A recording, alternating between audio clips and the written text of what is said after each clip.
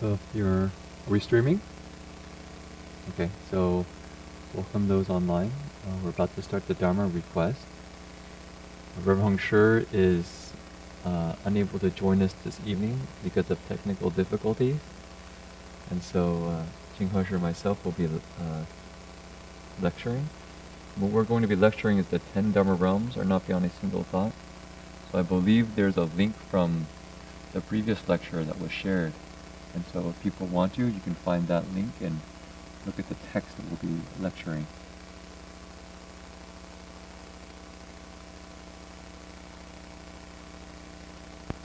And we are running just a few minutes late because we have 3 young men who would like to request Dharma this evening. So I think maybe for one of them, it's the first time they're wearing the ceremonial robe. Whether we come.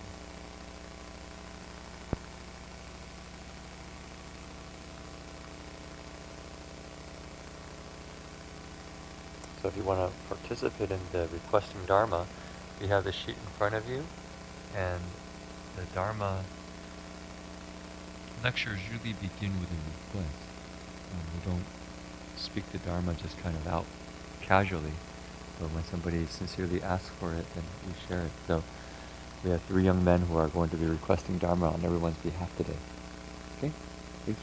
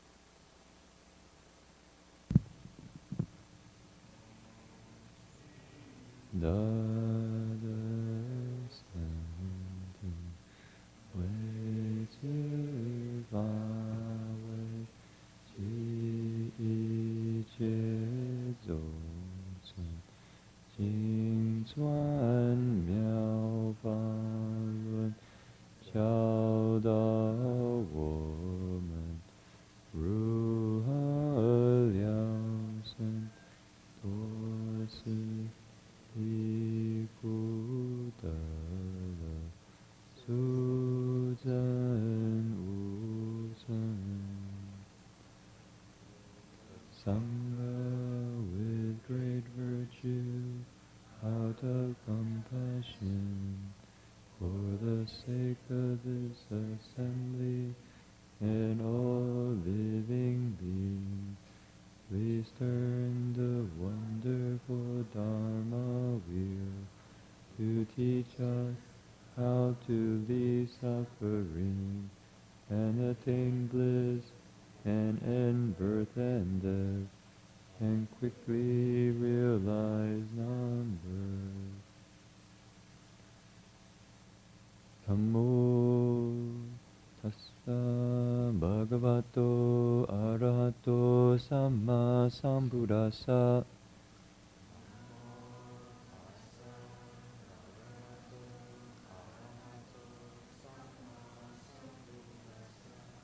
Homage to the blessed, noble, and perfectly enlightened one.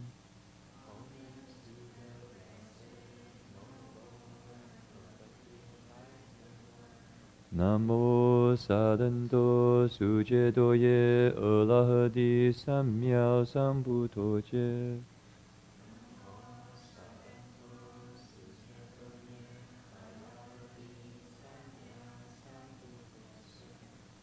Together. 无上甚深微妙法，百千万劫难遭遇。我今见闻得受持，愿解如来真实义。The unsurpassed, deep, profound, subtle, wonderful Dharma in 100,000 million eons is difficult to encounter. Now that I've come to receive and hold it within my sight and hearing, I vow to fathom the thus come one's true and actual meaning. So good evening, everyone. Welcome to Berkeley Buddhist Monastery for our Saturday night lecture. And what you see before you is Jin-He and myself, Jin-Chuan, in the stead of Reverend Heng Sure, coming down on the screen, as we usually do on Saturday nights for the last couple of months. The reason is because Reverend Heng Sure is experiencing some technical difficulties. So that's the difficulty we have to face when we use technology heavily for our Dharma talks. So this time you get carbon-based lecture, an actual real person, rather than a silicon projection on the screen. Okay, so what we are thinking about doing tonight is to continue on with the series. First, before some of you get comfortable, there are so many empty seats in front. Yeah. Most of the people are at the bowing ceremony, so we will suggest, if you can, if you would like to, could you please fill up the seats in front? Thanks. Mm-hmm. Okay, well, you're in the second row. It's pretty good. We'll move some people to the second row. First row. There's no one who's going to show up in the first row. We have a joke in the monastery. The monks are vegetarians, so we don't bite. So you can come closer.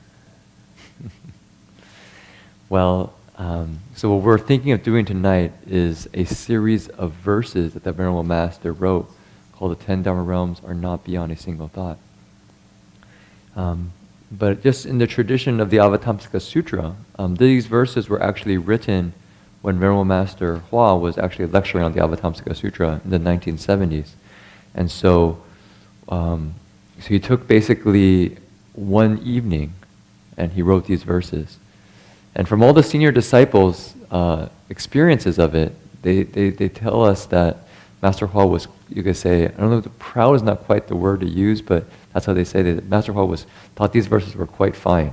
These were very good verses. And he said that in the future, people will read these verses and wake up. It might be a little bit too loud of how people wake up because my voice is so loud. That people will wake up from these verses. But he says, but it's not for sure anyone right now will wake up, but in the future people will wake up. You never know. So tonight, who knows who might wake up from reading these verses.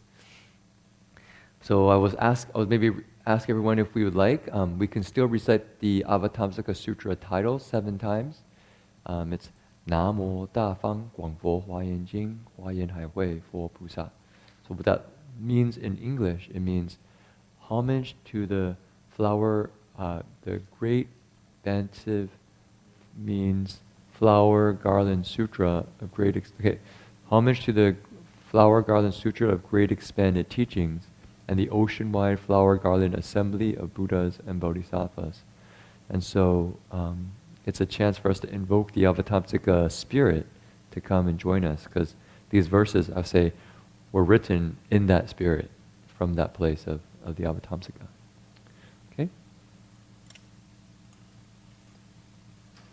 If you like, you can put your palms together.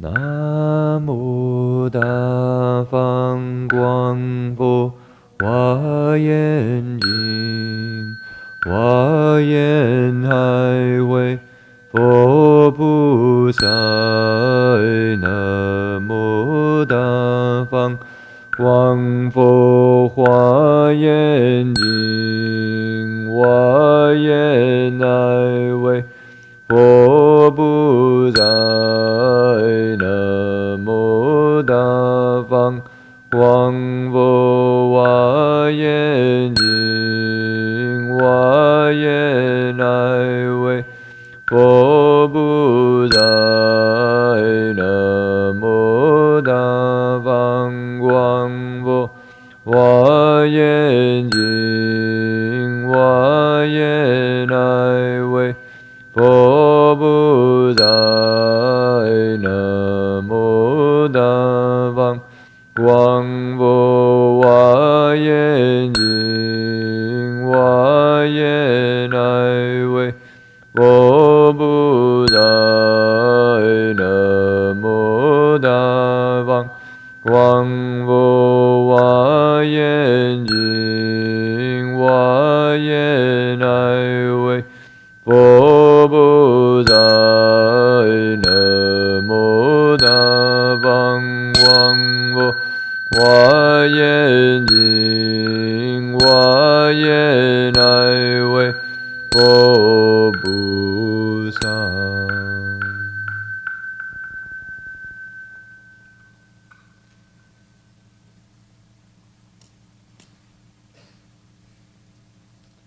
So, good evening to everyone again. So, we're here with our sutra lecture tonight with actually, you can say not a sutra lecture, but Dharma verses lecture. And so you should have a sheet in front of you, which says 10 Dharma realms are not beyond a single thought. 十法界不离一念心 is the Chinese. And as I just mentioned, these were verses written by Master Hua, trying to describe the Dharma realm that we live in. And I don't know if people know what the word Dharma realm means. I don't know if any takers. If I were to say, when I say Dharma realm, what does that mean? Ooh, you. Oh my gosh, we covered this in Marty's class the other day. You covered it. Do you have a mic for her? There's a mic there. I'm okay with that. You're okay without a mic. I'll repeat what you say for the people online. Okay. So in class, Shari said that when Master Hua in the class said that When we're studying the Dharma realm, we're studying the human nature. That's pretty good. Pretty good. That's all you can think of. Anybody else? When we say Dharma realm, what does that mean? It's an important word, right? Our association is called the Dharma Realm Buddhist Association. So if we're here in the Dharma Realm Buddhist Association, we say it all the time. What does that word mean? And what is Dharma Realm? So Connie says Dharma Realm means a study of the human nature. Pretty good. Anybody else? Want to Michael give something from the men's side?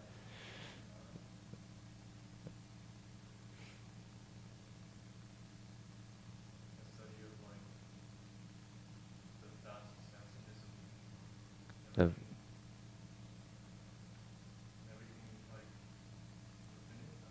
Okay. Yeah, good. The vast expansiveness of the human mind and everything contained within it.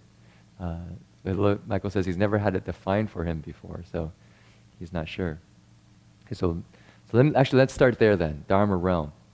So Dharma realm is an important word, and in terms of Buddhist practice, because it's you can say the Sanskrit's Dharma Dhatu. It's often equated to the ultimate reality, the way things are, and you could say the cosmos ad infinitum, the entire universe. So in the sutras, it often describes the vows of the Bodhisattva that it pervades the Dharma realm, meaning it pervades throughout the universe.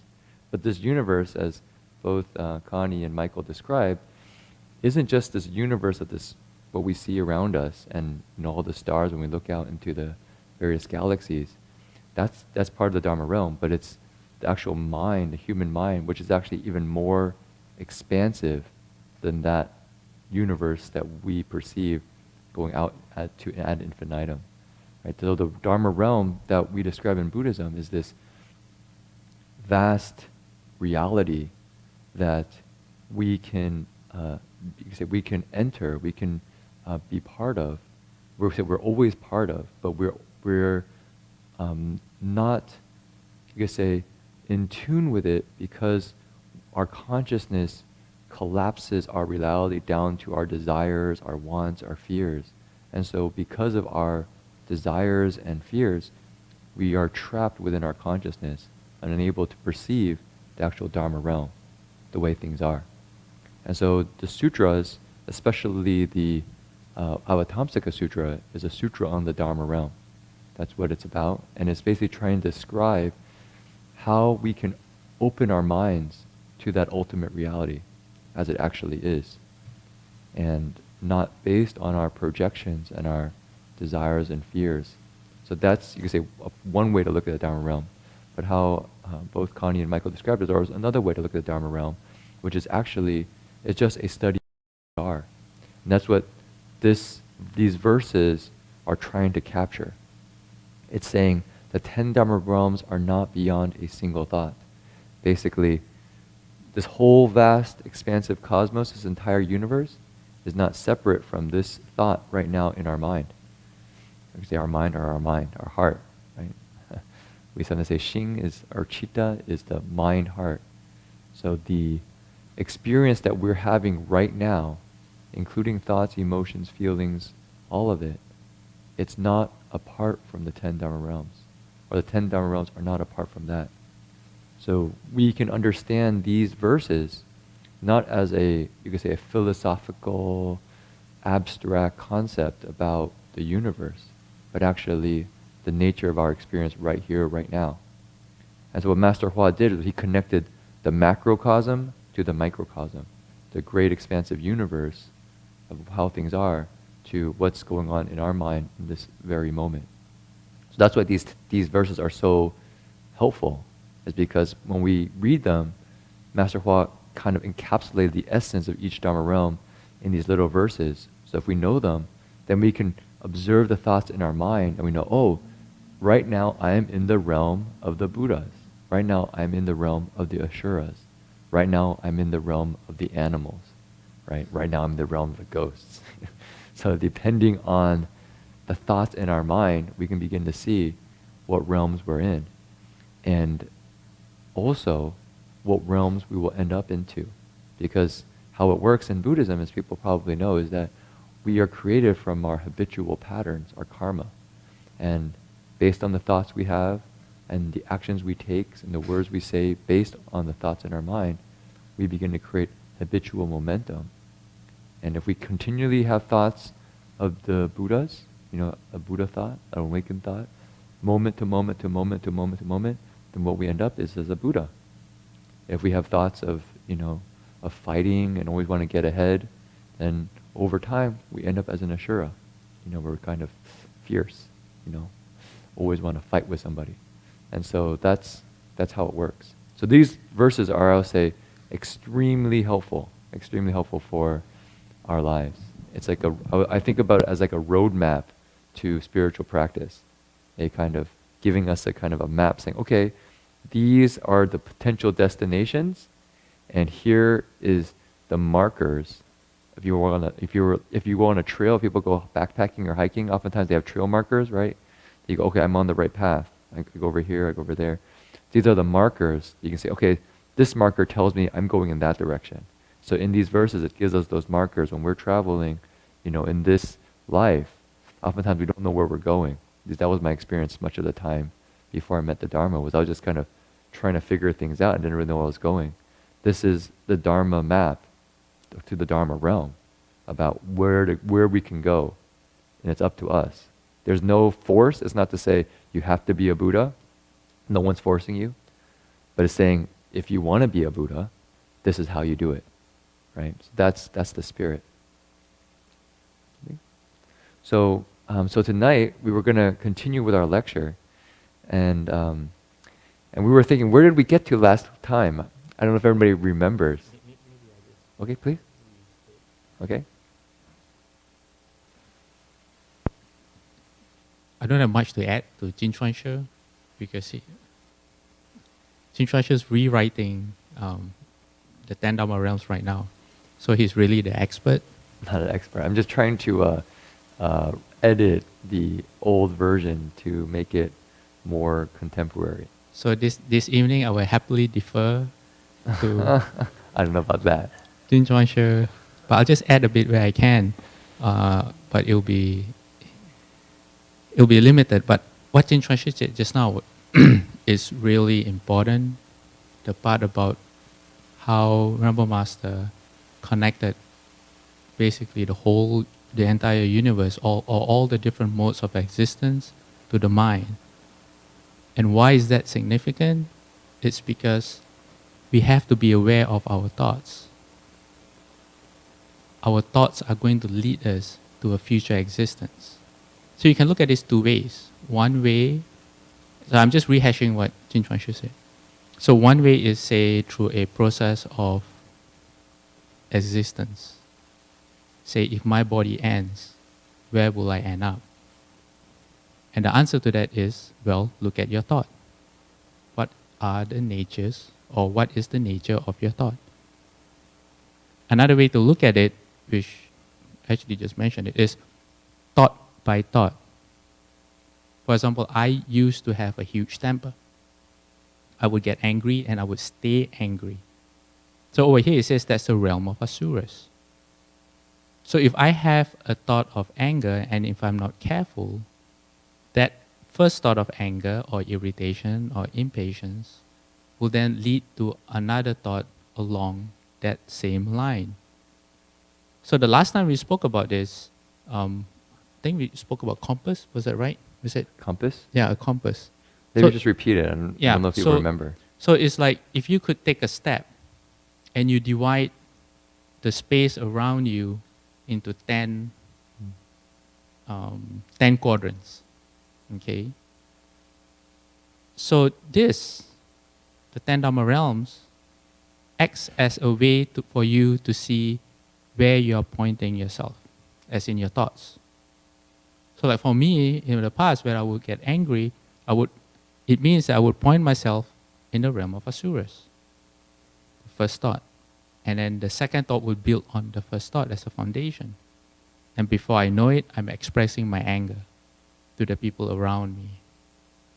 And in all,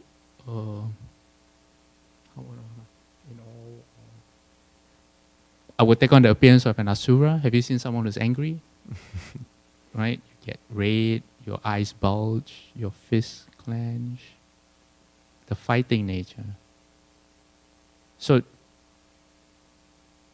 I just want to highlight that significance in us, and that's how we can use this to look at ourselves. What is the nature of my thought? Is it based on kindness and compassion like the Buddhas and the Bodhisattvas? Is it based on anger? Is it based on greed? Greed is the animal realm.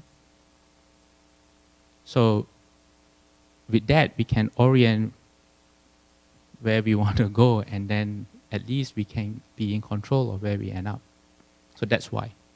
That's why the 10 Dharma Realms are not beyond a single thought. And if anyone has any questions, either in the Buddha Hall this evening or online, Jerry, if anyone has any questions, just let us know. If anyone has any questions, just let us know. Okay, yeah. Okay, so one more thing before we launch into it. Because these are so key concepts in Buddhism, I know many of the people right now in the assembly actually have come for quite a few lectures. I actually feel these are actually worth memorizing. Okay, if you can't memorize the verse, at least memorize one or two aspects of the verse. Because if you don't remember them, you can't really use it. You know, I don't know if you're gonna, I guess everybody has an iPhone now, so I guess you can pull them out on your iPhone and kind of go, well, what's my thought now? I've got a Buddha thought, I've got an Ashura thought, right? But it's much more effective if it's actually in your memory. So when you're getting angry, you go, oh yeah, this is an Ashura thought, right? Or this is an animal thought. This is a Buddha thought. What are the qualities of a Buddha thought, right? So these verses, these qualities, I would really recommend people actually commit to memory. It's really worth doing. If you don't do that, then it's always a little bit at a distance to you, but memorization somehow puts it into your system. It's almost like eating food. It becomes who you are. You know, the thoughts in our mind start taking on those things that we remember, right? It kind of enters our stream of consciousness. These thoughts kind of go in. But if it's always just something we have to look to find, it doesn't quite go into that stream of consciousness. So my feeling is, this is really worth memorizing or understanding almost intuitively. So when you begin to study the sutras, for instance, Heng Sure does the Avatamsaka Sutra, people know what Heng Sure is referencing, what Heng Sure is building from in the sutra lecture to really go deep. And so this is, I think, almost like a key into the sutra treasury. Go through? Yeah, I was going to go, yeah. So right now, we'll just quickly review the ones. Want to go from bottom up? Okay. We can go from I was going to go over the first few quickly and then start going down with these. But do you think you want to you want to read them all one time or something? You think? I think we got to the here realm. But we were going down. Yeah, we were going down this way. Yeah. So what maybe we could do is we could read together the verses in Chinese and English. I know the Chinese text is really small, but it's worth reading because it's what Master Hua wrote. And then we can read the translation, which is just a tentative translation.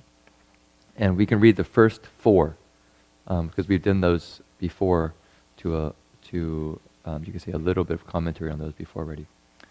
So if everyone can please join me. Okay. 若人欲了知三世一切佛因观法界性如来为心造 If anyone wishes to understand all the Buddhas past, present, and future, observe the nature of the Dharma realm. Tathagatas are made from the mind alone. Okay, next one. 不大不小，非去非来，微尘世界，交应莲台。Do Buddhas, neither big nor small, neither do they come or go, in worlds many as motes of dust, shining mirrored on lotus thrones. Next one. 有情觉悟，跳出尘埃，六度万恨，是可。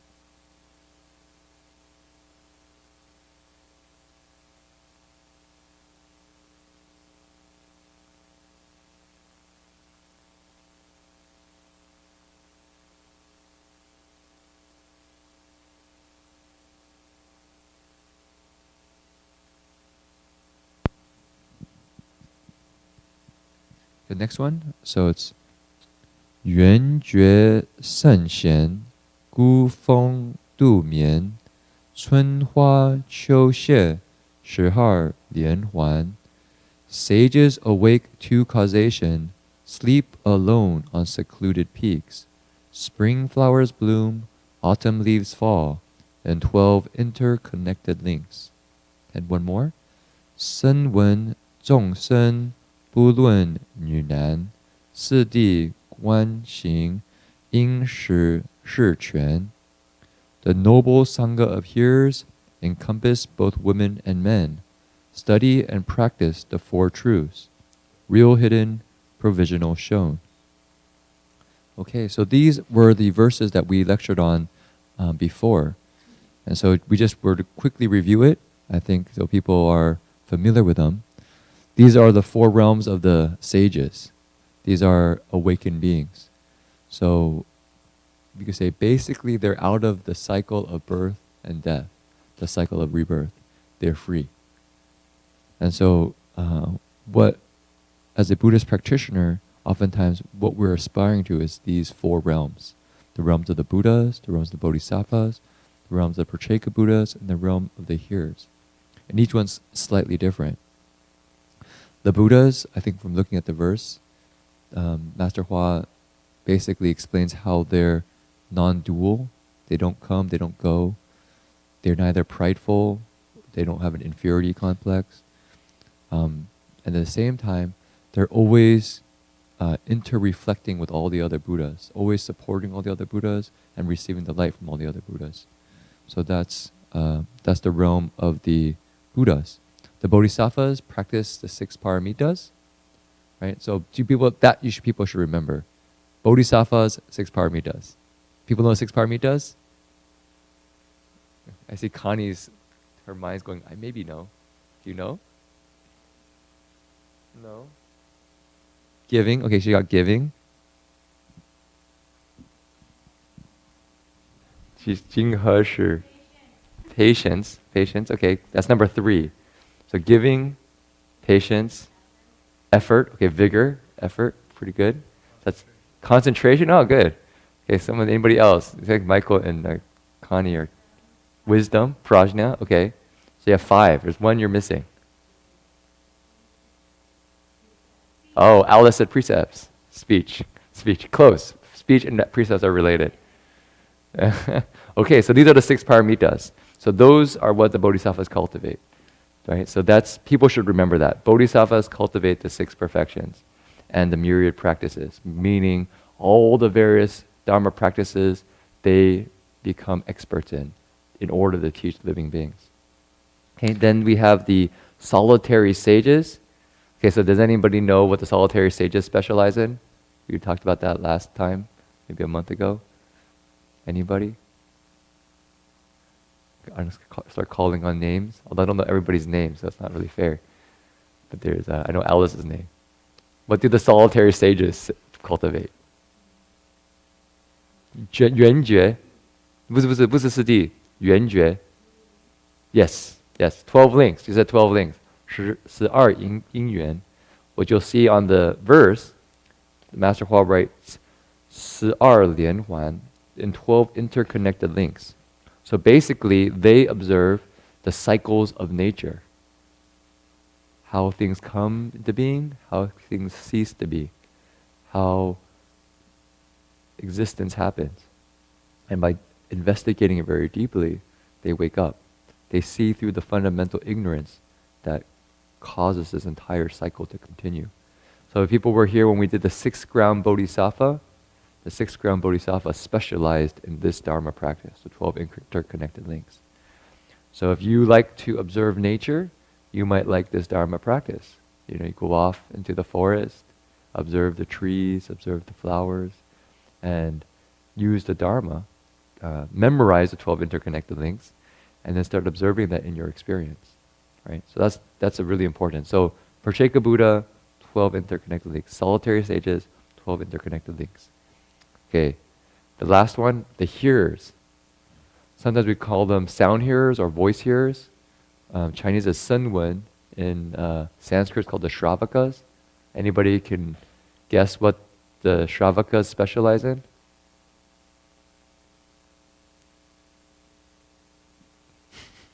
Okay, I can call on anybody. Four Noble Truths. Yeah, everybody, once you start asking questions, everybody starts looking at the ground. 4 Noble Truths. Does anybody know what the 4 Noble Truths are? That's one of those kind of foundational dharmas. The ABC Dharma doors that we have to know. Anybody? Okay, how about any of the young gentlemen in the front? On the left of Michael? Or the right of Michael? Four Noble Truths, anybody? Noble Truth? Four Noble Truths? You guys went to the boys' school.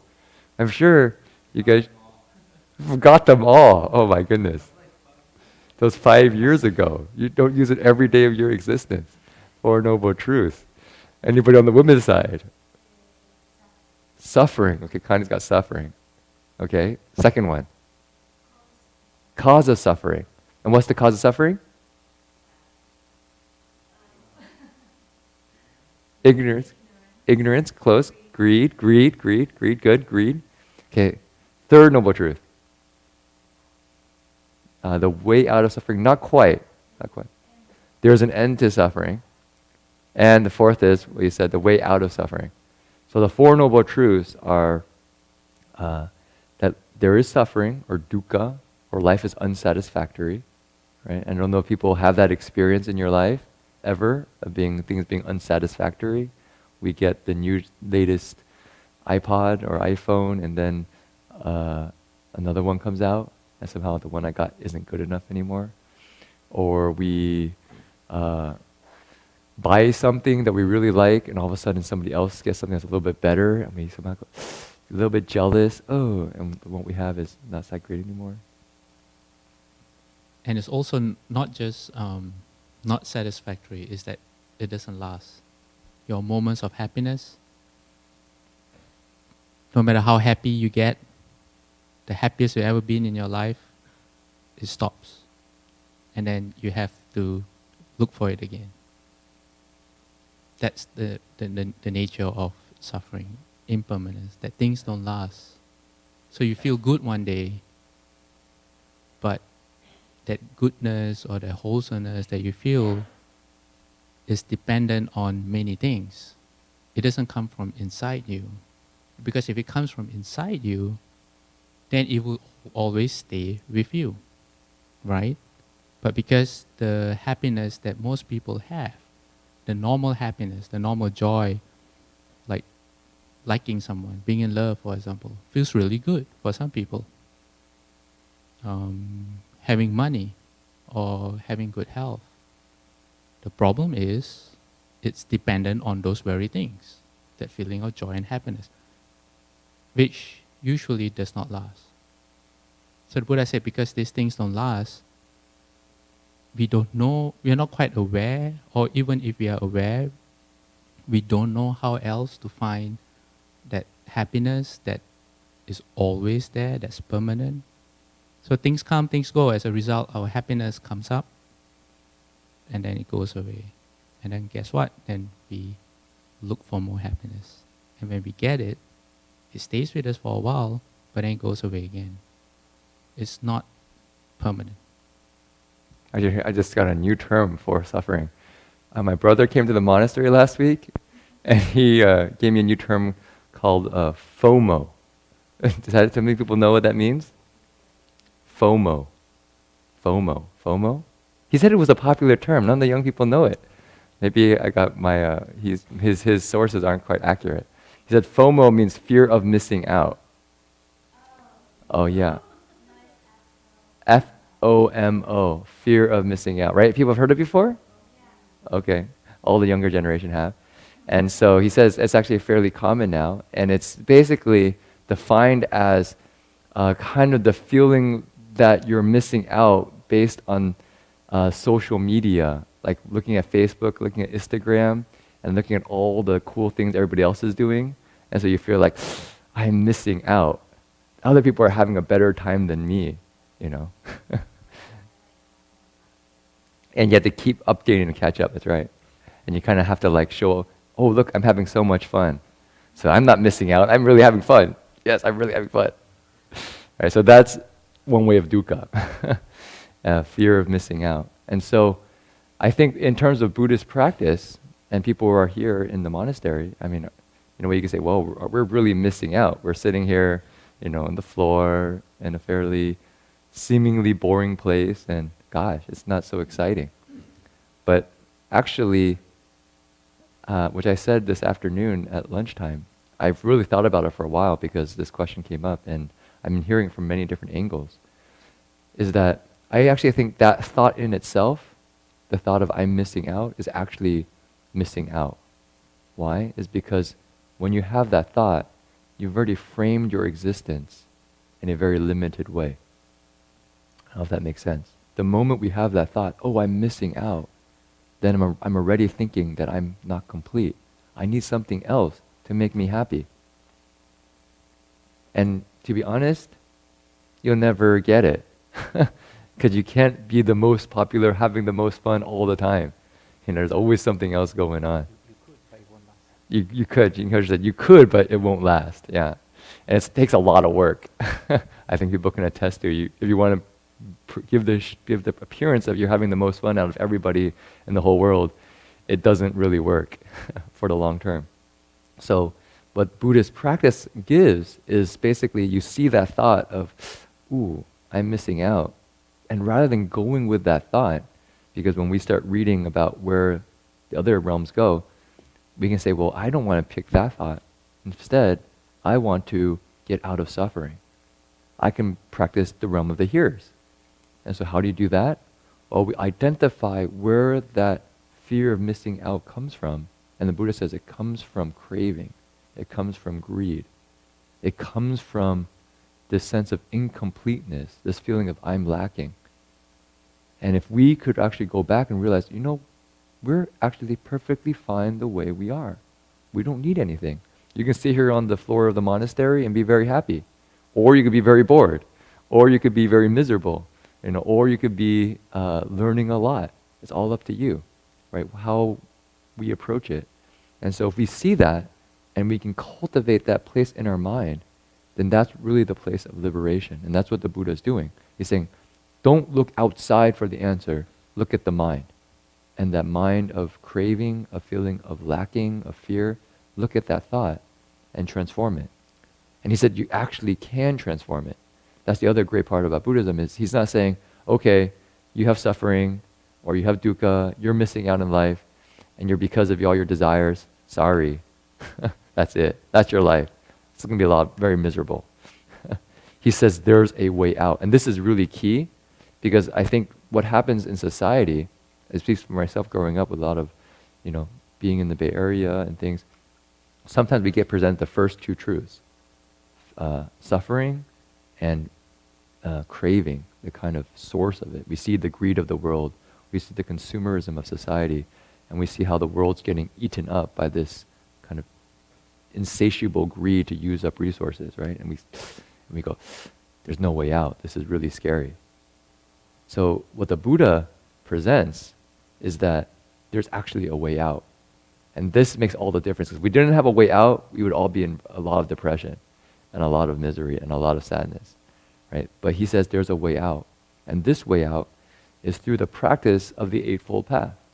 Or very simply put, because 8 is hard to remember, so 3 is easier. So it categorizes into, we say, living a virtuous life, living, you can say, by an ethical standard or having an ethical sensibility inside.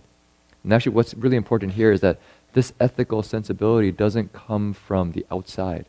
It's not that the Buddha says, follow these commandments because I tell you so. He says, if you pay attention to your mind and the actions that you take, what leads to suffering for yourself and other people, then you will know what to do.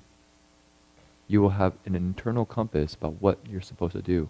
So that's what the Buddha is pointing to in terms of our hearts and living a virtuous life, is that by living a life that's in attunement to our inner sense of what leads to goodness and happiness and what leads to suffering and harm. So that's one place, living a virtuous life. The second place is having a steady mind, a concentrated mind, a firm mind. One that doesn't get distracted by every other thing that's going on. This is very difficult in modern society because, we have so many.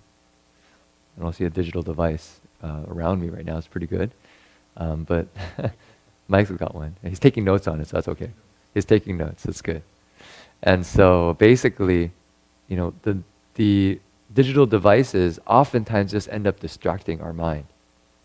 And what happens is our mind never gets quiet and still, never gets solid. And so we're always like this. And it seems like that's okay if that's how we live our life. But what happens is that when our mind's going like this all the time, we can't see very clearly. It's just like if we're holding a camera, like a video camera, and they're shaking the camera all the time. You can't really see what's going on. You're just like, well, what's going on? What's going on? What's going on? It's just shaking, shaking, shaking. But if you hold the camera still, then you go, oh, that's what's happening. That's what I'm supposed to be doing. Then you can go forward. So that's why having a steady mind is very, very helpful. And having a meditation practice, either recitation, sitting quietly, bowing, rather than doing the 10,000 Buddhas, repentance at 6,000 Buddhas, those are all methods for collecting the mind. Right? And then the third one is wisdom. That's when we see things clearly. So wisdom usually has multiple aspects to it.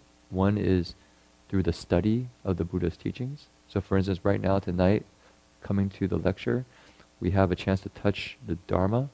So this gives us a chance to touch the wisdom or learn from the wisdom of the Buddha. But that's not enough. We actually have to reflect on it. So as I mentioned in the beginning, if we can memorize it, and then as we meditate, or as we're walking to and from, school or work, or driving in the car, you might think, the Four Noble Truths, how does that work? I mean, you still need to pay enough attention to the road, whatever you're doing. Don't get lost in your thoughts. But you start reflecting on these teachings and seeing it in your daily experience. A feeling of dissatisfaction arises. This feeling of fear of missing out arises. I have to check my email because I think I'm missing out on something, right? So before you check, you go, whoa, that's a thought of dissatisfaction. What do I do with that? Okay, I can just let it go. I don't need to check constantly my email. In fact, I can just be very happy where I am right now. In fact, I can just be with my friends and pay attention to what they're thinking about, what they're talking. I don't need to run out looking for more things to do. So that's using the teachings in our actual life. And when we become so, you could say we become so attuned to it that it becomes our actual embodied life, the life that we live, that's real prajna, real wisdom. So real wisdom in Buddhism isn't some kind of intellectual knowledge. It's actually your life lived without any confusion. That's what the Buddha says real wisdom is without, when you have no confusion, then we're really wise. So that's the sound hearer's realm. I think the other thing to just mention, because I think we ended on the sound hearers last time, but we didn't really go into too much depth, that last sentence, the real hidden, provisional shown, seems a little bit esoteric. Like, what's that mean? Basically, it kind of points to that the sound hearer disciples can also be bodhisattvas in disguise. It's like a Superman, Clark Kent. He's out in society. I don't actually know my Superman lore that well. He's a news reporter. A news reporter. His alter ego. Yeah, Clark Kent is a news reporter, right? He's a kind of a fumbling, seeming kind of unable to get anything done quite right news reporter, but in reality he's Superman. So that's the real hidden provisional shown, is that the sound hearer disciples, some of them are real bodhisattvas, but they manifest as Shravaka disciples to teach living beings who need to be taught by Shravaka disciples or hearer disciples. But in fact, they really have great spiritual abilities that they're keeping hidden and will manifest at the right time. Like Superman, he runs into the telephone booth, changes, and comes out to save living beings. Oh, he doesn't do that anymore? What does he do? I don't know, but old Superman. That's old Superman? Okay, I don't know what the old new Superman, what does the new Superman do? Yes. You can carry massive weight, you can fly, you can get rid of monsters. Yeah. Good, yeah, so the bodhisattvas can do that too.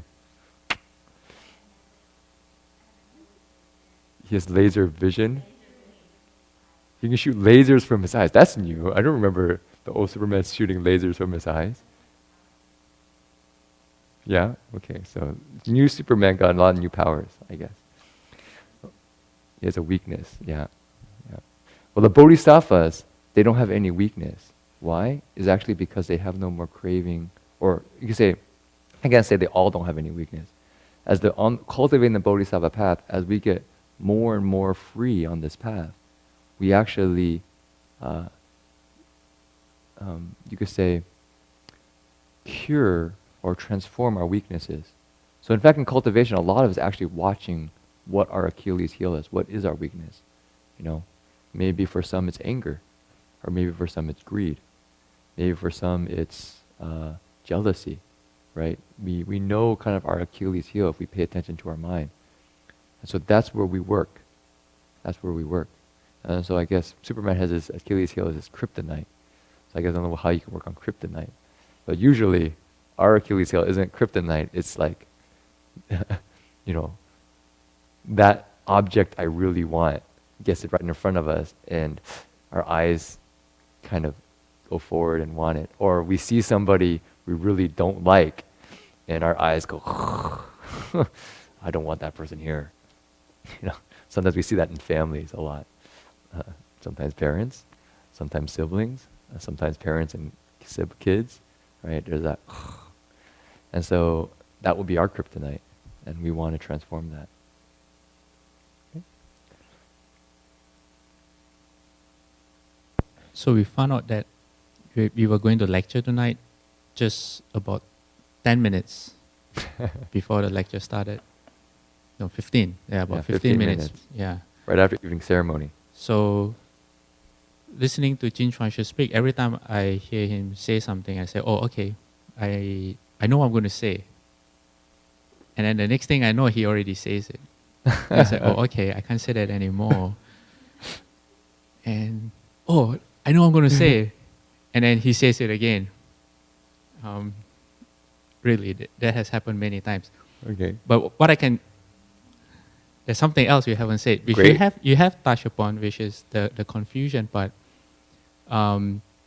These 4 realms of sages, the Buddhas, the Bodhisattvas, the solitary enlightened ones, or Prajeka Buddhas, and the sound hearers, or the Arhats, they have something in common. Okay? Do you know? There are multiple ways to answer this, so don't worry, you can try. Do you know what they all have in common? Wisdom, yes. Wisdom. They definitely have good. wisdom. Wisdom's good. Concentration. Okay, I realize this is a big question. So they are all on the ground of emptiness. Okay, they all operate from the ground of emptiness. And this is related to what Jin-Chuan said just now, as in they have very, very little confusion. The Buddha has no confusion at all. The Bodhisattvas have depending on what ground they're on, they have a bit of ignorance. And then, if I'm not mistaken, the Prajeka Buddhas and then the sound hearers in terms of levels of ignorance. But it's very different from us. And it's called emptiness. Why? The confusion that they don't have is the confusion of the self. That means they don't see themselves like how we see ourselves. They don't identify with, say, their bodies as how we do. They don't see it as self. And that might not quite make sense from, say, a intellectual point of view, because unless we are there, there is, I guess, really, really hard for us to comprehend what the state is. But we can see it from another way, though. We can see what they don't have, okay, that we have. They don't have things that confuses the mind, like, say, jealousy. Has anyone here been jealous? It takes over the mind. It controls your thoughts. Okay, they're free of that. They don't have things like anger, where it controls the mind again. They don't have things like, what, help me out, anger, jealousy, pride, arrogance, ego, greed. what did I hear? Ego, okay. They don't have things like that, so they're not held back. You said something just now about free. They're free. Free. They get free. So- Yeah, they're free. So they're not covered, basically. And when that happens, when someone experiences emptiness, it is not empty in the sense that everything disappears, but empty of all that baggage that comes along with the self. And once that is empty, it's actually described as really freeing. There comes an overwhelming sense of joy and happiness, but not like delirious, because that's emotional joy, but a very quiet joy that's really satisfying. You are so in control of yourself that no matter what happens around you, you can just sit there without moving. If I sit here too long, my body will tell me, hey, it's time to move because you're starting to hurt. Or my mind tells me, hey, there's something for you to do. Fear of missing out, FOMO, I need to check my email, what's going on? What are my friends doing? Could I be somewhere else? Could I be having fun? Could I be doing this? They're free of all that chattering of the mind and all that baggage that comes with the concept of having a self. So that's why the bodhisattvas are able to do so many amazing things, because they don't have these things holding them back. No stinginess. What else? What are the afflictions? There's a lot of stinginess, We have 100 standard afflictions, and they're all free of that. rage. Yeah. They have a lot for Rage. hatred. Rage, ill will. What else is there? There's like different grades of rage. Resentment. Yeah, there's a lot of different kinds of anger. So that's why the Buddhas want us to practice, so that we too can be free of all these emotions that hold us back from our true potential and from the true joy and happiness that we have the potential for. But because we choose to be attached to things that bring us just very short-lived joy and happiness instead. Yeah. Yep. Okay. So I think maybe we can go on the Dharma realms, unless people have some questions about that. Did people feel like they understood those kind of points? I actually think they're really important. For me, the Four Noble Truths was really critical for me in terms of walking on the spiritual path. It was almost like a key into understanding what was actually going on, right? Because oftentimes what I felt before was I'd just be doing stuff, suffering here, suffering there, or being happy here, happy there, and I didn't know what was going on. And the Four Noble Truths basically gives a way to understand it that opens us up to a whole nother world and kind of awakened consciousness, or kind of a deeper wisdom. So if people have questions about it, please do ask. I think it's worth remembering, although 5 years after you finish boys' school and you've forgotten it, if you keep it in mind, day by day, I promise you, it will bear fruit. It really frees us from our issues of life, the suffering in our life. But we have to know how to use it. Okay, so the next one is the Dharma realm of the gods, Tian Fa Jie. So maybe we can read it together with our palms. Oh, no, we're not put our palms together. 六欲梵天无界十善，总由漏根，轮回难断. 6 desire Brahma heavens, 5 precepts, and 10 wholesome deeds. Planting causal seeds with outflows, death and rebirth, they do not cease. So what do people know about the God realms? Anybody? Okay, let me start another way. We have this word God in English, right? We get it from Christianity. Is it the same or different? Maybe start there. Because that word is so common. We use it so much, right? Probably different. Okay, Michael says different. Anybody else? In what way?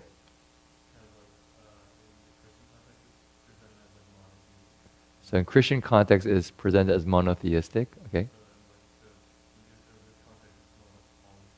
So in Buddhist context, it's polytheistic. There's many gods. Okay, that's good. That's good. Anybody else?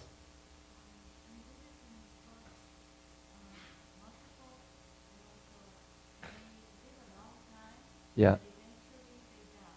Mm. Mm. Okay, so another point people made was that in Buddhism, the gods, there's many of them, and they live for a long time, but they don't live forever, and then at one point they die. That's good. That's actually very good. So there's some different differences from how we usually use the word God in English, in, you could say, everyday language, and then we come to this Buddhist context, we use the word gods. And so people actually pointed out a couple of very important points, which is one, that there's many gods, and number two, that their lives are not permanent. It's not forever. And so when you say there's many gods, the first sentence here says, 6 desire Brahma heavens. It's actually listing the realms of the gods. So what I think is a fascinating thing in Buddhism, although when I first started studying Buddhism, I was very much a kind of existentialist, kind of like, I just want to cultivate what I understand. So all these things about gods and things, this stuff is way beyond me. It doesn't make any sense to my experience. So I kind of pushed it away. But over time, it kind of grew on me. And so I actually find it very fascinating now that the Buddha explained the heavens in a lot of detail. And because my mind's always trying to make sense of things, like say, why would he do that? Or what's the benefit of it? And I think there's a couple benefits of it. One is, if people do start reading kind of spiritual books, if you start reading other spiritual books by other spiritual teachers, they often talk about talking to like spirits and gods and all these kind of things. And so I mean, what do we make of that? I don't know. But they usually almost all attribute it to God, capital G, right? The God. Because that's the category of experience that they can put it into, which is everything is God.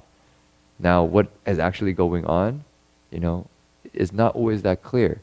And so in the Christian tradition, they try to discern, what's from God, what's from, the other being that people look at, which is, the other side. And so what's going on?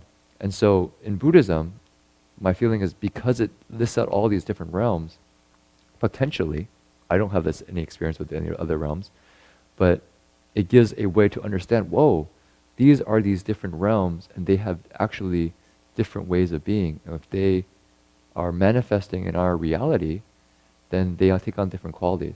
It's not all just one category, right? So that's interesting. For me, it's not my experience, so I don't really know, but it's interesting. But at the same time, what's even more important is that because all these come from a single thought of our mind, we can actually watch how our minds create the heavens.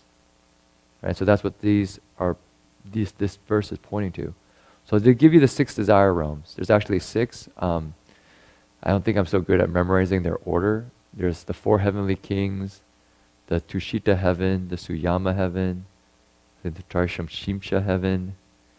I think I only got 4. If anyone knows the other 2, I'd be happy. Oh, you have it here.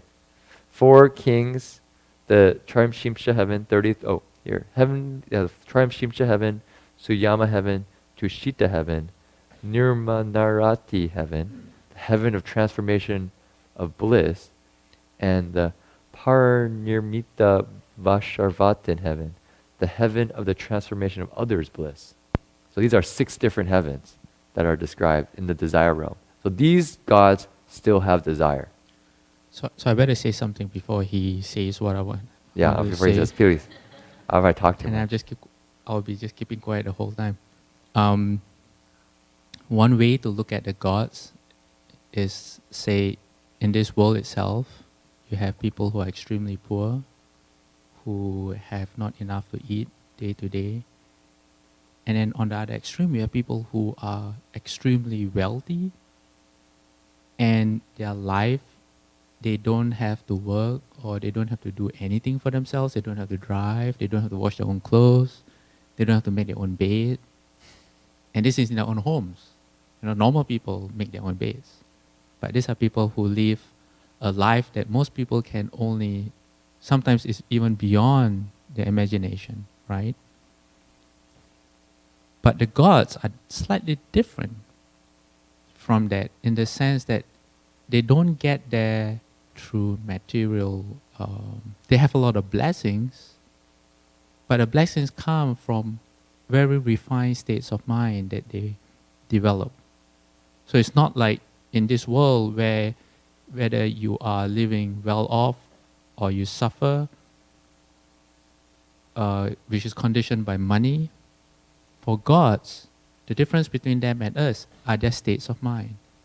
So as in what Jin-Chuan just rattled off, the 6 different heavens, the 6 desire heavens, as you go up in each successive heaven, the, how would I say, the character, the personalities of the inhabitants. So gods might be a bit confusing. Heavenly beings might be a better term, because they are just beings just like us, worldly beings, human beings. They are heavenly beings.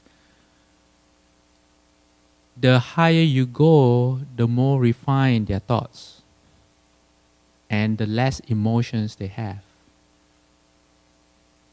Does that make sense? Just like different people you meet as you go about your daily life. So for the gods, they are characterized not by money, like how we see people with blessings or not, but by refined states of mind that they develop by, if you look at the verses, the 5 precepts and the 10 wholesome deeds. So that's how they get to be gods. And what happens when you're a god? I just so happen to have this table here that I compiled many weeks ago. The 4 great kings, which is the heaven right above earth, as in, maybe in terms of distance, although distance is not quite the right way to describe a realm like that. But the nearest to us, in terms of, say, if we practice the 5 precepts, okay? Their lifespan is equivalent to 9 million, roughly, approximately 9 million human years. Okay, so if you are a god, right, 1 day and 1 night as a god in the 4, in the heaven of the 4 heavenly kings is equivalent to 50 years. That's how long they live, 1 day and 1 night. So you can imagine when you're really having fun, time just goes like that. Yeah. So they're having a lot of fun. So 9 million years, okay? And they have a lifespan of 500 heaven years. And then the next heaven up, okay, which is called the Triyatrimsha heaven, or the heaven of the 33 gods, which is Lord Chakra. A lot of people will be familiar with Lord Chakra. That's what a lot of, when I was growing up, we had this ceremony that we did at home, where we prayed to, in Hokkien we call it Ti Kong, heavenly god. That's Lord Chakra, Indra, okay? His heaven, the lifespan is equivalent to 36 million human years. So imagine being alive for 36 million years. Okay, you will see the dinosaurs come and go, and you know, you see it, stuff like that. 36 million years. Okay, and then the next heaven up, which is the heaven, the Suyama heaven, 146 million years. Okay, when I say 140, these years are human years, okay, so 146 million years. And then the 4th heaven, the Tushita heaven, also known as the place where everyone is always satisfied and content all the time, 584 million years. So you started from 9 million years, okay, in one heaven, then you go to 36 million years, and you go to 146 million years, and now you're at 584 million years, all right? And then the next heaven up, called the Nimanarati heaven, or the heaven of the transformation of bliss, 2 billion years, 2.3 billion years. Okay, 2.3 billion years. And then the final 6 desire heaven, 9.3 billion years. That's how long you live. That's 10 times the first heaven. The 4 great kings, 9 million years, is 9 billion years. Okay, but these are just heavens that, like Jin-Chuan said, they still have desire. Okay. Just for comparison, there's another heaven called the first dhyana heaven that you get through concentration. If you can enter the first dhyana, and all of you can, okay, if you can enter the first dhyana and if you can maintain that concentration, when your body ends, you end up in the first dhyana heaven. Would anyone like to guess the lifespan in that heaven? So, okay, so we started with 9 million years, okay, for the first heaven, 36, 146 million years, 584 million years, 2.3 billion years, and then 9.4 billion years. That's the sixth desire heaven. And then now we come to the next level up. If you play a game, level up, you level up to the first dhyana heaven that you get at through concentration. Anyone want to guess? No? 320 billion years. 320 human billion years. It doesn't make any sense to me. It's a number. It's like, how do I turn it? Okay, so that's why concentration is really important. And that's why the Buddha always said, as we'll come, as Jin-Chuan will explain more about the realm, the heavenly beings, why concentration trumps blessings. Yeah. So actually, that's really good because the deciding factor there, what Jin-He just described, is actually right here in front of us: sixth desire and Brahma heavens. So the six desire realms are still trapped in desire. You know, they're working through their desire. They do good deeds, but they use desire, and they want something in the future. And so, when we read the next line, it says, 5 precepts and 10 wholesome deeds, planting causal seeds with outflows, death and rebirth they do not cease. So basically, these beings, let's say us, we do good deeds, right? So let's say, mom needs help, so we go, okay, I'm going to help my mom out. But in the back of my mind, I go, ooh, I'm helping my mom out because I want a car. That's called planting seeds with outflows. You're doing things with a conditioned mind, wanting to get something. And so these beings, they do good deeds. They hold the 5 precepts. They don't kill. They don't steal. They don't commit sexual misconduct. They don't lie. They don't take intoxicants. And they do the 10 wholesome deeds. I don't know if people know what the 10 wholesome deeds are. Anybody? Giving? No, it's a different list. That's 6 paramitas. Yeah, so there's an easy way to remember is 3, 3, 4. 3 with the body, 3 with the mind, 4 with the mouth. So 3, 3, 4. Or how do I do it? 3, 4, 3. 3 with the body, or 3 with the mind, 3, 4 with the mouth, 3 with the body. What's so in the mind? What do we do in the mind that's wrong or good? Think bad thoughts. Okay, I think I have to give it to you. So try to remember there: no greed, no hatred, no delusion. Those are 3. So in Buddhism, it's really interesting. All the good things we do are just not doing bad things.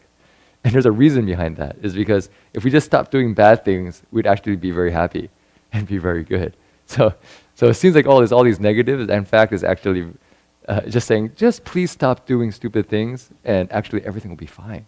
It's like, how do we stop all the wars in the world? Well, actually, all that's required is we just stop fighting. New concept. No, we can't do that. We have to go out and fight for peace.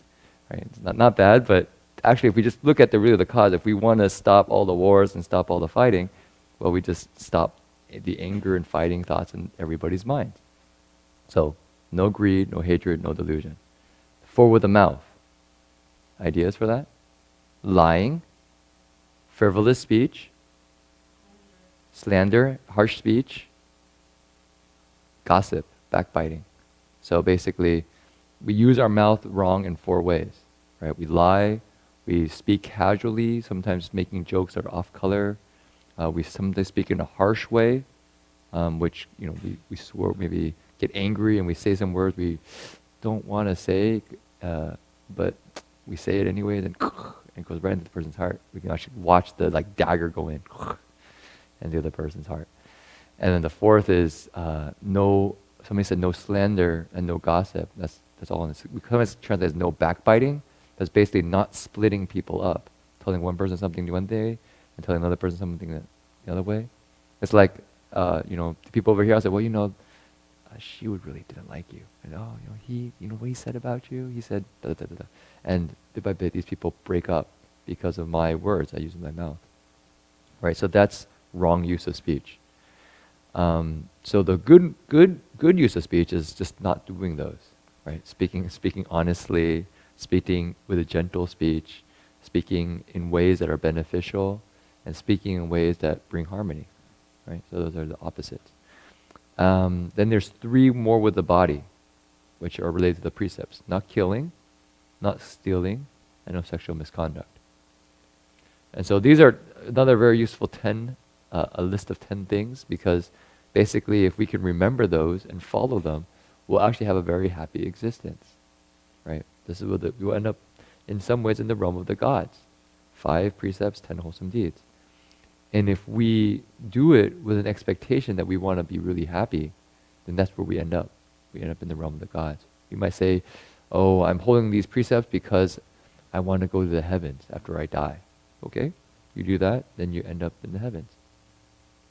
Right? So that's how this realm works. But then what Jin-He Sure just mentioned about concentration, especially entering the first dhyana, that's the Brahma heavens. So the first Brahma heaven is actually the first dhyana. Actually, there's 3 Brahma heavens, and they're related to the different dhyanas. There's 4 dhyanas.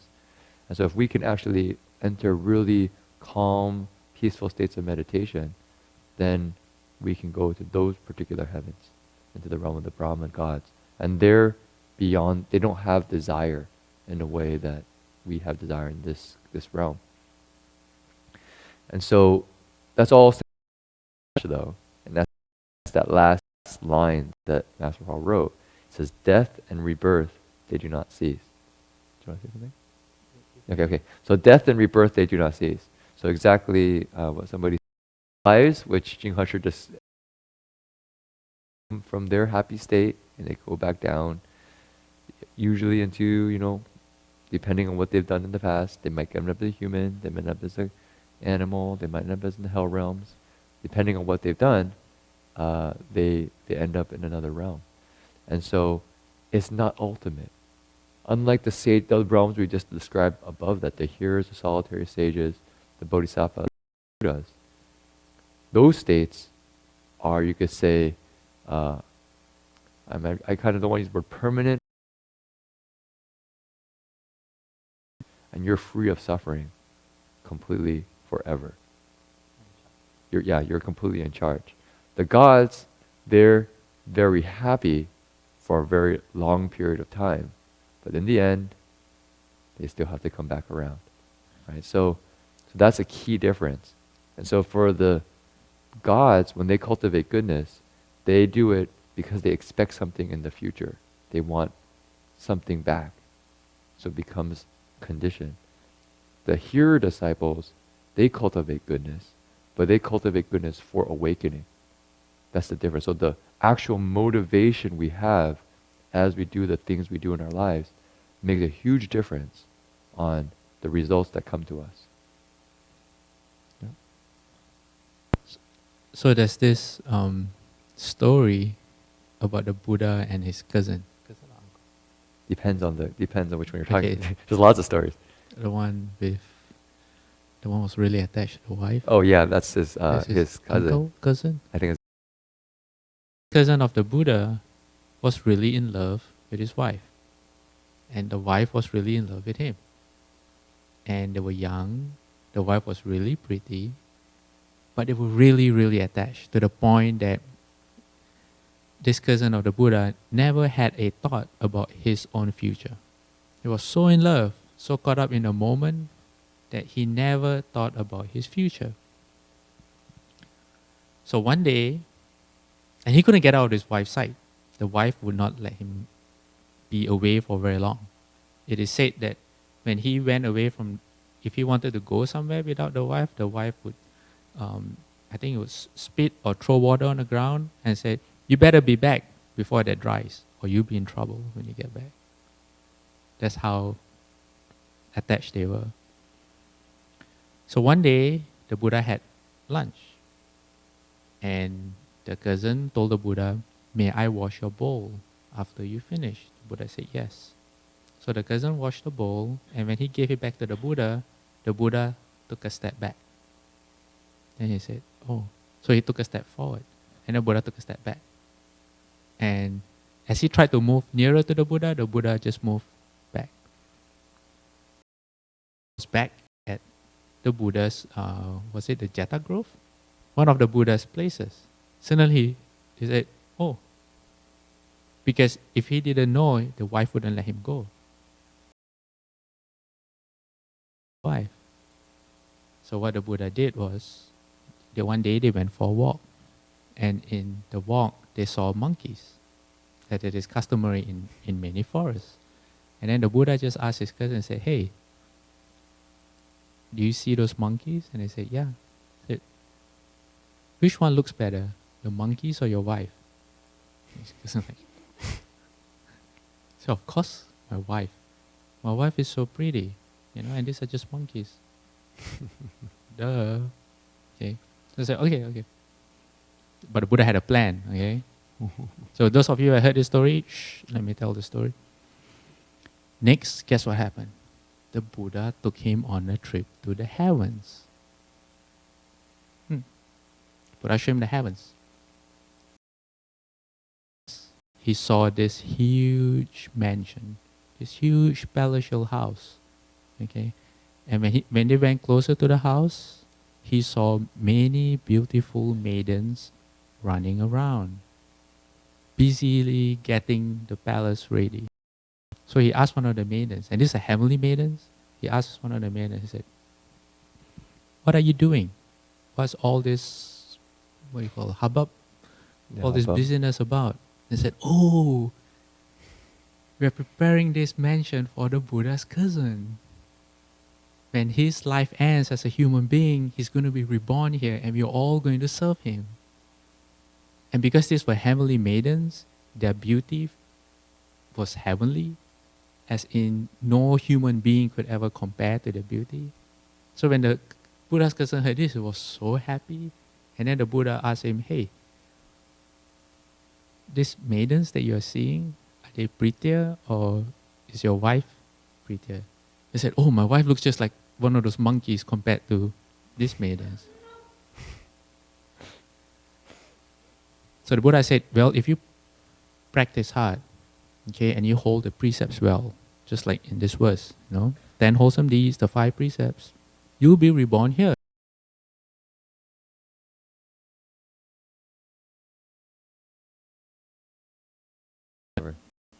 Okay. And then guess what happened next? After a while, the Buddha took him on a tour of the hells. Okay. It was really scary, but because he was with the Buddha, he didn't feel threatened. He knew he was just visiting. So he saw these 2 ghosts next to a huge pot of oil and a lot of wood under the pot. But the ghosts were just like lazing around, just like hanging out, not doing anything. So he went to ask the ghosts. He wasn't afraid. He said, "What are you 2 doing?"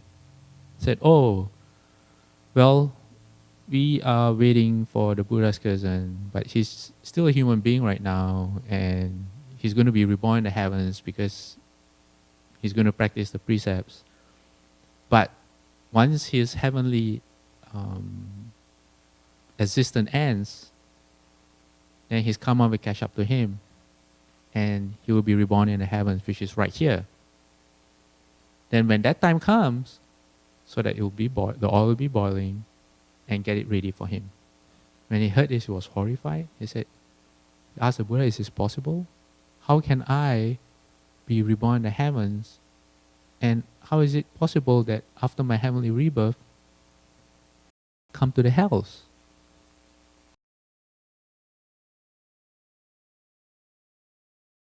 Like, if you have a lot of money, you just enjoy.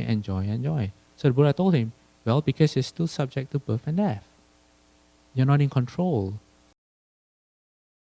But you're not in control of your own destiny. You still have to practice your mind. So when he heard that, then he realized how fragile existence was, especially if you're not in control. There's only so much that you can do. You're still subject to a lot of things that you have done before. So it is said that when he came back after that trip to hell, he saw everything in perspective and he really practiced. And he became a sage. Yeah. Yeah.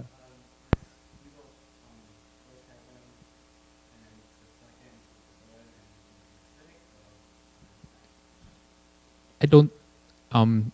It depends. It's not like a succession where from one you will go to the other. Depending on how you practice now, you could go to any of those heavens. Like if you practice dhyana concentration and you hold the precepts really well so that your mind gets really concentrated, you end up in the dhyana heavens. Conversely, if you don't hold the precepts and your behavior is more like, say, someone from the Asura realm, for example, or someone in the animal realm full of greed, always wanting things and never being able to be satisfied. What you have is never enough. I have this, but no, now I want something more now. So, you see, yeah. But there are heavenly beings who do practice. They do remember. They are aware. Not all. It's not that you go and you come back down. Yeah. The Buddha taught us that we are always in control all the time. If you want to be, it's up to you. Yeah. So maybe there's one more thought about that. I think this also makes a lot of sense. I think if we really logically think about it, from my limited understanding of things, but if I observe how things are, when we do something that's good, that has a kind of conditioned nature to it, the result of it also has a conditioned nature, right? If I do good with my motivation being kind of like I want something from it, then the results of what I get also has a limit of what is wanted, the kind of the conditions I put around it. All right, so that to me makes a lot of sense. And so my sense is, okay, so if we do good, but with that mind that's not completely free and unattached, then what we get is a good result, but still not complete. It's still conditioned. And so if we want to make the most of our good actions, the best is to do it with no attachment in our mind.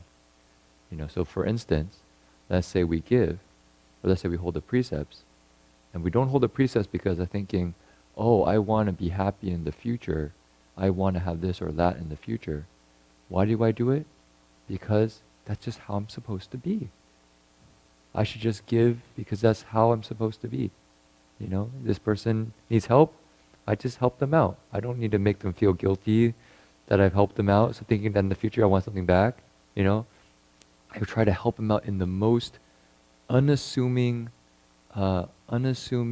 thoughtful way I can. Maybe they don't even know I'm helping them. And I don't want any back. I don't want any reward for it. I don't want anything from it at all, right? And the reason is because, for me, what I really like about the Dharma is because our awakened nature, as the Buddha and Bodhisattvas describe it, and I think if we can really reflect on our own experience, naturally holds the precepts. As I said, it was an attunement to our inner sensitivities on what leads to suffering and leads to happiness. It's finding those inner attunements. So when we kill, when we go out and actually end the life of another living being, something inside knows that was not quite right. That hurt something. And I could feel it in my heart, and I could see it in the living being that's suffering. We might not hear it scream, but probably there was something going on in there, that consciousness, when we smashed it, right? And so that's the sense. So for me, if we can reflect and put our mind in a place of giving and doing good without any expectations, what we get back is incomparable to the goodness we can get from a conditioned mind. They say it's not even comparable. In the sutras, it goes over and over and over again. It says, they try to compare it, you can't compare it. Billions, trillions times, no, it's not even a billion, trillion times. They give like analogies of like dust particles in universes, in all the time, all the space, compared to the good done by a conditioned mind and a good done by an unconditioned mind. It's uncomparable. So if I encourage, if you really want to maximize your goodness, don't have any attachment. That you can't have any attachment to that maximizing either. So it's a little bit of a trick. Okay. Over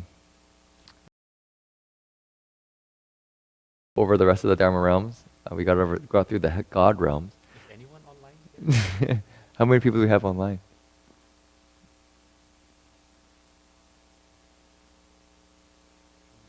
"22 people.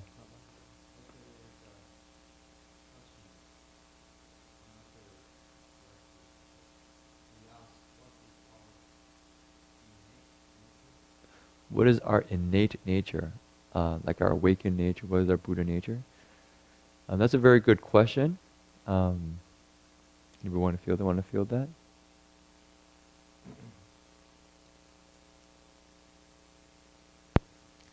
In the Sixth Petrak Sutra, the Sixth Petrak tells us that our nature is similar to the Buddha's, meaning our potential. And that's really important to know, because how people always see themselves in this world.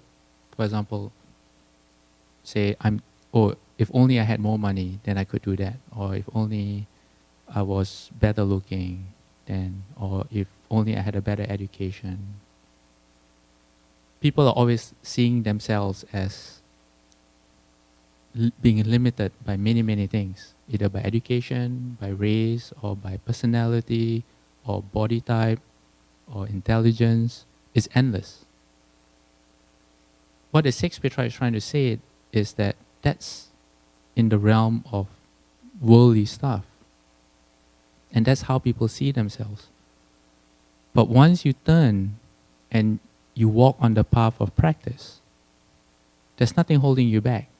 All that only exists in the mind. Your potential is the same as the Buddha's. It's whether you want to uncover that potential or not. So you have a choice, either to see yourself as always, I don't have the education, I can't, I'm not smart enough, or I'm not outgoing enough, I'm not funny enough. It's endless. Everyone has a different way of seeing themselves as, if only I had this or that, I would be more complete. Sixth Petrak says, okay, but if you turn the other way, and if you look at practice instead, your potential is actually the same as the Buddha. And there is no reason for you in your mind on the path of practice to see yourself as any less. The only thing you have to do is to decide if you want to practice or not, if you want to actually walk that path and see your potential for yourself. That's all. It's really simple. So whether you're born in this country or that country, or whether you're rich or not, smart or not, it doesn't matter. And the Jataka, the sutras, are full of these stories about people there's a story of this boy who cannot remember a single thing. The sweep clean story. The Buddha would teach him, okay, just memorize these two words, sweep clean. And he's like, okay, what were the words again? Oh, sweep clean. Okay, sweep. What was the second word? Clean. Okay, clean. Okay, I got it, clean. What clean? By normal standards, even by the monks, those who couldn't see, they dismiss him. They said, you're too dumb. You're too stupid. You can't be a monk. You won't be successful in your practice. You don't understand anything. But guess what? Just by memorizing sweep clean, he did manage to memorize sweep clean. He became an arhat. He broke through the barriers of confusion. Then there's Angulimala, which I believe Sanskrit or Pali means necklaces of thumbs, a necklace of thumbs. He had killed 499 people. And every person he killed, he cut off their thumbs. And he he make a necklace of their thumbs. Can you imagine that? And he wanted to kill the Buddha to get number 500. So, that's the Buddha I want to kill. But the Buddha taught him. So here was this murderer who was so feared by people, whose mind was so confused. And because of the Buddha's teachings, he put everything down, he practiced the precepts, he practiced concentration, and he also became a sage. Now, by normal standards, if you meet someone like that, like, no, you can practice, you're going to hell, right? Or he would tell himself that, I've killed 499 people, there's no way. But he became a sage.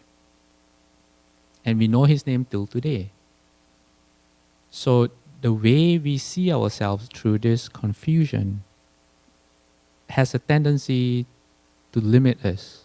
So the sixth patriarch says, your nature is the same as the Buddha, your potential nature.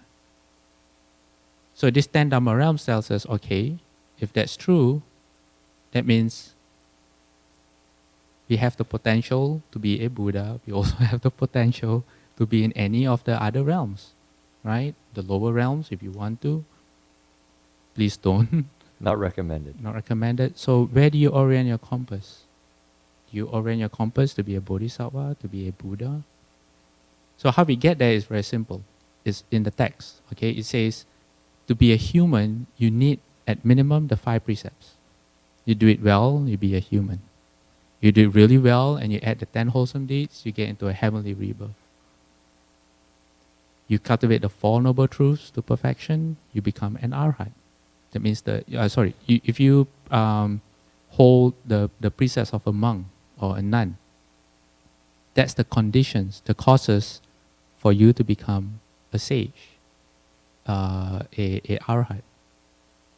If you hold the Bodhisattva precepts, which at CDTB we do transmit every 2-3 years, that is a person plus planting the causes to be a Bodhisattva and eventually to be a Buddha. So we have the potential. It's where we orient our compass, meaning our next thought. Right in the next thought. What are we thinking? What is our intention? Like Jin-Chuan says, when I do something good, what is my intention? When I do something bad, am I aware? Pull it back. Pull the compass to a wholesome direction. I think that was very good. I think there's our potential for awakening.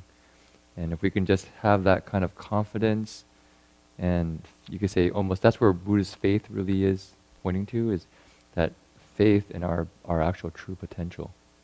And I think that's what the images of the Buddha kind of inspire us, or if we see practitioners that we respect that inspire us, we say, oh, that's my potential too, right? That's my potential too. So, okay. So, happy everyone could spend the evening with us tonight. It's about time. If we don't have any other questions or comments, maybe we can just a couple of announcements and then call it an evening. We have, let's see, a couple things. Right now, the 10,000 Buddhas is still bowing the 10,000 Buddhas repentance. So if people are interested in joining for that, it's at the 10,000 Buddhas. We will be having Buddhism for the Modern Mind starting up again this week on Monday. I believe the topic, Jin-He told me, it's the heart. So how do we develop our heart? You use the word heartfulness. I don't know if that's really a word, but basically how do we develop our heart? And the reason is particularly because we translate a lot of these texts, we translate the word shing or chitta into the word mind. And when we use the word mind, it often becomes very intellectual, right?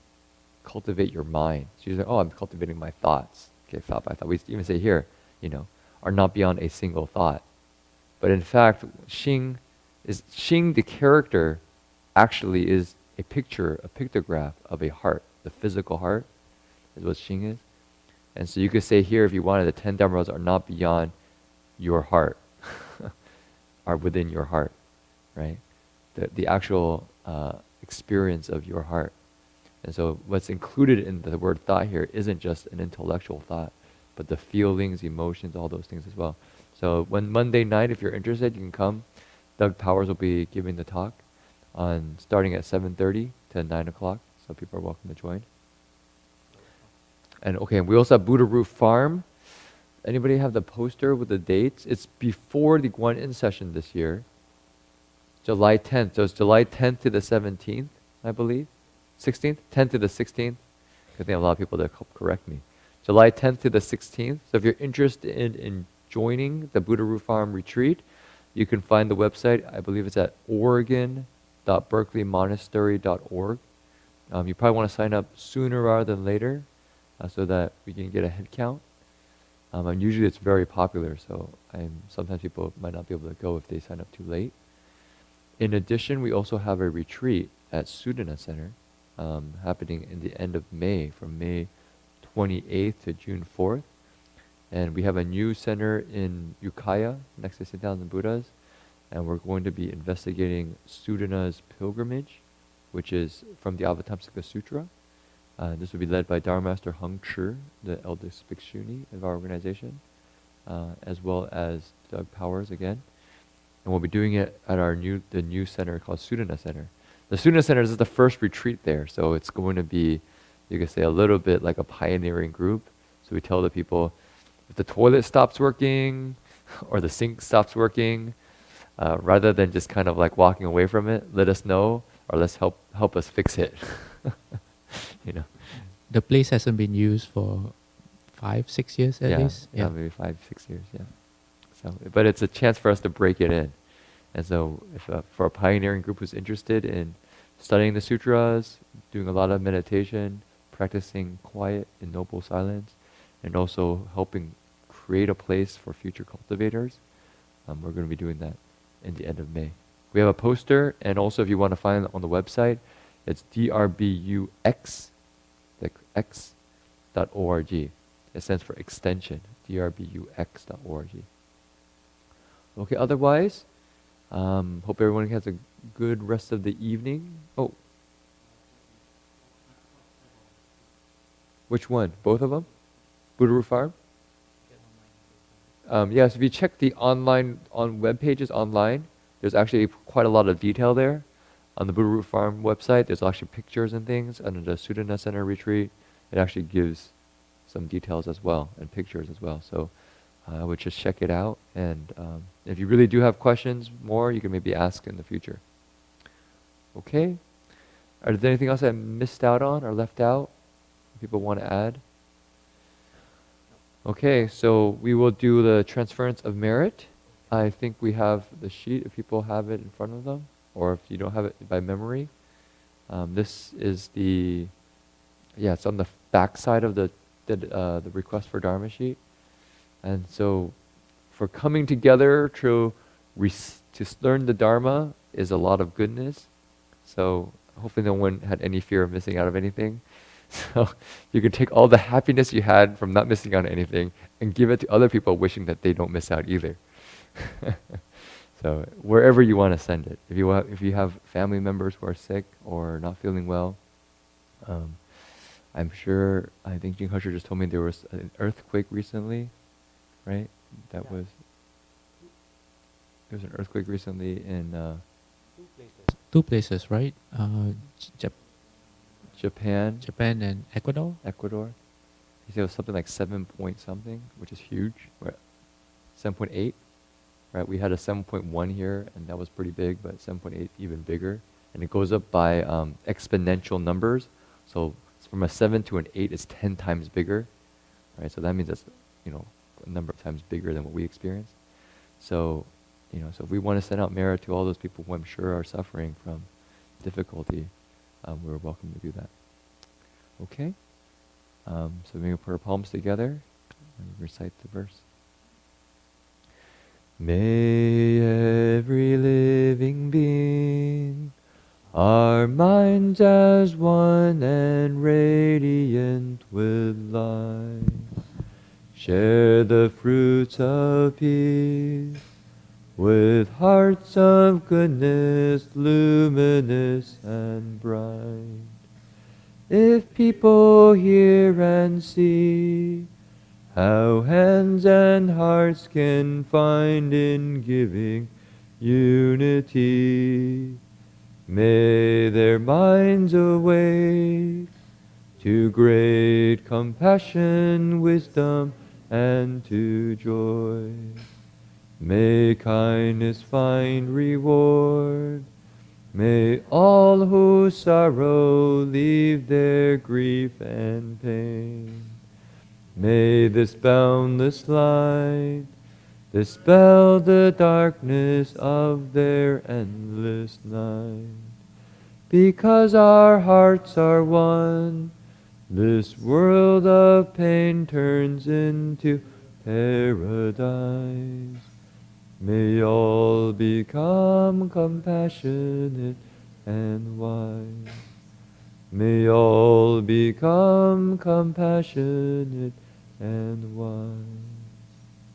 Okay, we all stand and bow to the Buddhas.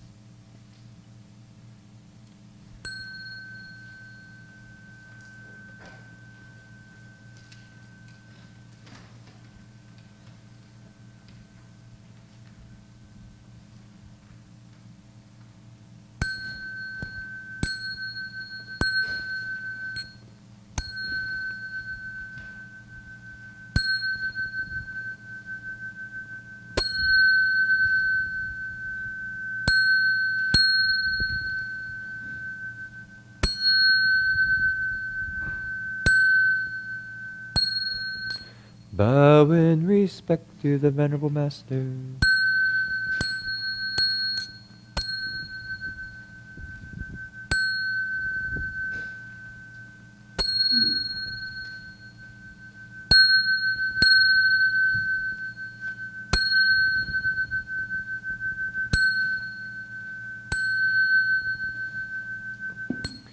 Namo Da Fang Guang Vo Hua Yan Jing Hua Yan Ai Wei Bo Bu Sai. Namo Da Fang Guang Vo Hua